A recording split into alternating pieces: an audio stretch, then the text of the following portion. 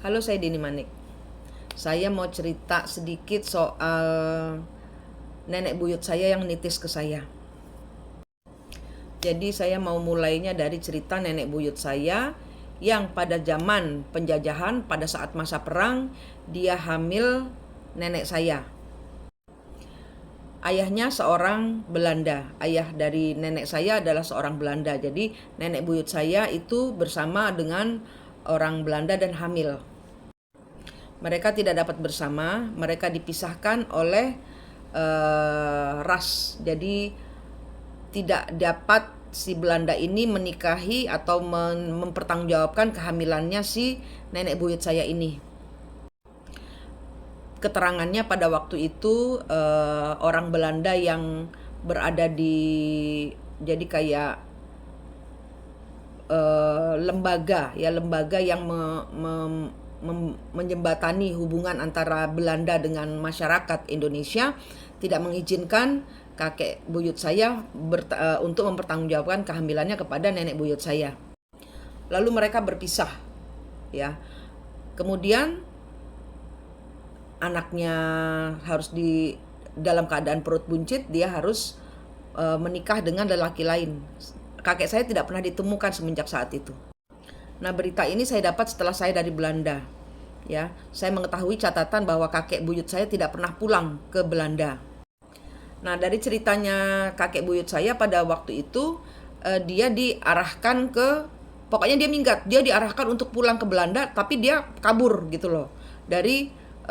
Dari pengawasannya, ada di Belanda itu ada supervisornya gitu loh ya, ada pengawasnya untuk semua orang Belanda yang berhubungan dengan orang Indonesia, ada pengawasnya, nggak bisa sembarangan. Nah, kemudian ini kakek saya karena mau nekat mau bersama nenek buyut saya, dia mau pulang atau dipulangkan, dia mau dipulangkan ke negaranya tapi nggak mau gitu loh. Akhirnya kabur naik ke gunung.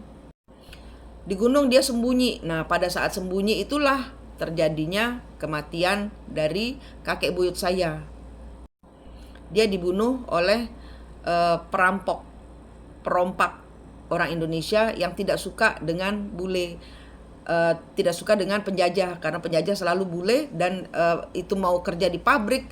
Waktu itu kakek buyut saya kerjanya di pabrik gula Jatiroto di Jombang. Nah, itu mau kamu kerja di pabrik apa, bule ya bule gitu loh, penjajah ya penjajah, bule itu ya penjajah gitu.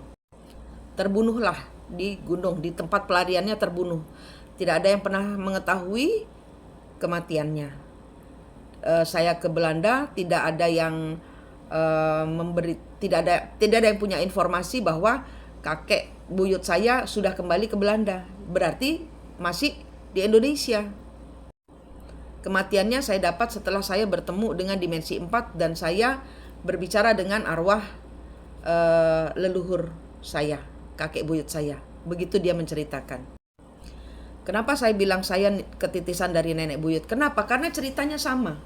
Saya ceritanya dengan nenek buyut dan kakek buyut saya itu sama dengan suami saya yang kedua, orang Inggris. Pada saat saya bercerai dengan suami kedua saya, karena kami sama-sama toksik, kami sama-sama keras, kami sama-sama nggak bisa diatur, ya. Saya berpisah karena kami sama-sama saling menyakiti. Saya mundur dari pernikahan, dia pun oke lah, daripada ribut terus. Kami saling cinta, tapi tidak bisa bersama. Kemudian yang paling sedih di sini adalah anak saya. Saya baru menyadari anak saya pun ketitisan dari Mbah Putri saya. Mbah Putri adalah anak dari dua orang kakek buyut saya ini, dua orang yang zaman dahulu tidak bisa bersama ini. Pada saat saya bercerai, yang paling sedih adalah anak saya yang dimana suami kedua ini adalah bukan bapaknya. Dan saya terperangah pada saat anak saya timbul di sininya, timbul tai lalat, persis sama seperti nenek saya, anak dari Mbah Buyut ini, yang bapak ibunya tidak pernah bersama ini. Aneh. Demi apapun juga, saya pemutus siklus leluhur. pemutus siklus leluhur. Siklus leluhur bisa diputus, karmanya harus dibayar. Jadi zaman dahulu kalau ada perpisahan seperti ini, anak saya ada ininya, itu berarti nanti anak saya kehidupannya akan sama seperti Mbak Putri saya. Paham di sini? Nitis itu seperti itu. 11-12 kehidupannya. Saya nggak mau. Karena nenek saya menderita dengan wajah bule, tidak hidupnya menderita. Tidak diakui, bapak ibunya berpisah. Dan menikah dengan Mbah Kakung saya, Mbah Putri saya ada crash dengan kakak iparnya, kakaknya dari Mbah Kong saya, kakek saya. Saya nggak mau. Ini nanti bakal ngulang ke anak saya. Siklus itu seperti itu. Karena sudah kejadian dengan saya dengan mantan suami saya. Dan mantan suami saya sakit. Dia hanya bilang saya hanya menunggu mati. Paham di sini sirkulasi ceritanya. Kita diizinkan. Kalian yang sudah ketemu dimensi 3, 4, 5. 3 adalah dimensinya kita manusia. 4 adalah dimensi kembar jiwa kita. Saudara sejati kita, dimensi 4. 5 adalah leluhur. Nah ini prosesnya harus dilengkapi dulu. Pembayaran karmanya harus dilakukan dulu. Putus siklusnya harus dilakukan dulu. Kenceng saya, kenapa? Yang saya putus ini siklus kematian. Kenapa? Kakek saya meninggal dibunuh. Mbah Boyot saya, yang orang Belanda, meninggal dibunuh. Saya nggak mau mantan suami saya meninggal dan saat ini sedang sakit. Dan menurut feeling saya, sakitnya adalah karena mental yang kalah, mental yang patah. Ada energi negatif di dalam dia. Ini yang harus saya putus. Ini yang saya harus putus. Oktober ini adalah bulan Maria. Saya berdoa, Bunda, saya minta tolong untuk turut campur di sini. Supaya suami saya kehilangan cinta ibunya. Dia umur 15 tahun minggat dari rumah ibunya. Hidupnya sepi tanpa ibu. Anak saya juga begitu. Umur 11 tahun kehilangan saya ibunya. Saya gak diizinkan ketemu sama suami pertama saya. Begitu menderita mereka berdua.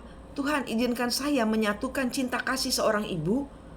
Saya udah berubah Tuhan. Saya yakin saya sudah berubah. Saya ingin mempersatukan suami saya, mantan suami saya dengan anak saya.